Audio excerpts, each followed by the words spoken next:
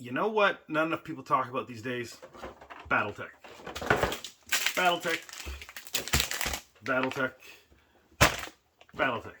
They got nice little starter boxes, and they haven't sold out. As far as I know, lots of stores have them on their shelves, so go pick one up and try it out.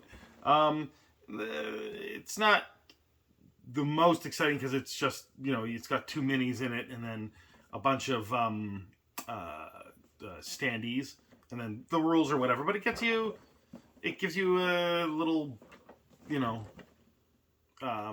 taste of what the game is like. It's very similar to the beginner box that my friend Chris bought in the late 80s, early 90s.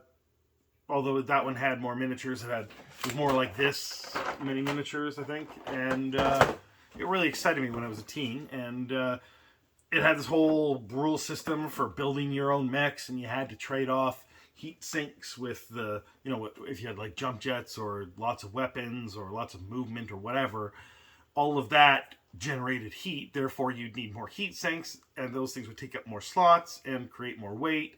And it was all very well done in that you'd have to, it's kind of like building a car, right? You want to make a really fast car, but then the car gets heavier and it also needs to be cooled down and stuff like that. So there's trade-offs that you have to do to make the car faster and make it more maneuverable and that kind of stuff. So anyway, Battletech, I think, is pretty cool for that reason, the ability to make your own mechs. And it's just got a whole lot of lore, like these lore books that they put out. They've been doing this since the very beginning, and there's just all these different factions. It's a little like Warhammer, but you don't have to assemble miniatures, and I don't remember ever seeing people painting the Battletech miniatures, but you can, because they're all gray plastic, so you can prime them up and you can paint them if you wanted to, but they're all pretty much gunmetal as far as I know. I mean, I guess on this box it shows like an orangey color or whatever, so I guess the mech jocks, the guys piloting them, they might put a little bit of flair on their mechs. But everyone likes mech combat, and there's been some mech combat video games, some of them Battletech related, some of them not, and everyone kind of gets excited about those, and they kind of are let down. But the miniature games themselves are pretty good, and like you get these little packs that have like terrain and other scenarios and different things, and there's a lot of product support for this game, and there has been for a long time. So like, you don't even have to jump in on the current edition. I'm sure there's lots of people selling their old stuff from the 90s or early 2000s or whatever. And it's just interesting that a lot of people don't talk about Battletech, because I think people really like the idea of giant mechs, and would like to play a game of giant mechs. Maybe there's just zero marketing for Battletech, maybe. I mean, there's some marketing within like the gaming community, or particularly the distributor store thing, but then that requires that a store owner takes the initiative and gets the people that are in their store interested in Battletech, and that can be an uphill battle. I mean, I haven't gotten anyone interested in Battletech, but I think that these games, if they want to move it up a notch, they've got to take control of their own marketing. And this is something that happens in a lot of these games.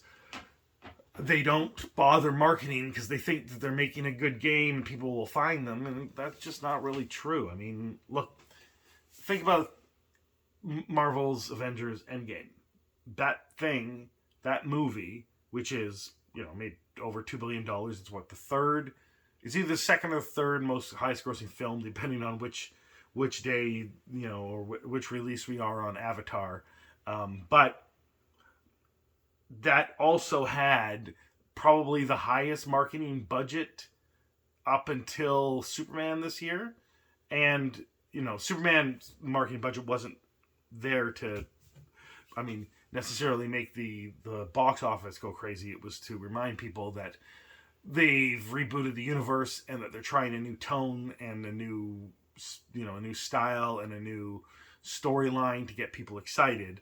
That's what that marketing budget for. But for Endgame, it was just to tell people, hey, Endgame's out. And everyone online used to think, everyone knows Endgame's coming out. Everyone knows the MCU. It's the most popular thing. Everyone's going to see this movie. They don't need to market it at all. But it's not true. They do need to market these things.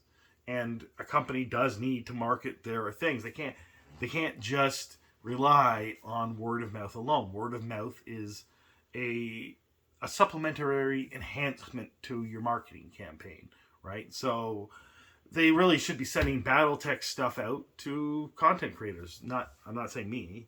I'm not that kind of content creator. I'm talking about the gamers. There's a lot of board game YouTube content creators that talk a lot about Kickstarter campaigns, and Battletech had a Kickstarter campaign, and they talk about different board games. And then there's also war gamers that have YouTube channels. There's the guys that all the YouTubers that make terrain and stuff like that. I mean, yeah, Battletech has some cardboard terrain and some plastic terrain, and then neoprene mats and stuff like that for the maps. But if you sponsored some YouTuber who does terrain to make Battletech terrain, that will increase excitement. There's all kinds of marketing this company should be doing that they're not doing. But I mean, they're not a large company. Maybe they don't have a large marketing budget, but really, I don't know. Unless you put some effort into marketing, then there's not. I guess you'll get by without it, and you'll be able to produce the game, and there'll be a very small community around it. But it's a really cool game. You should let more people know about it. That's all I'm saying, I guess. But more people should talk about Battletech. What do you think? Let me know in the comments below. Have a good day.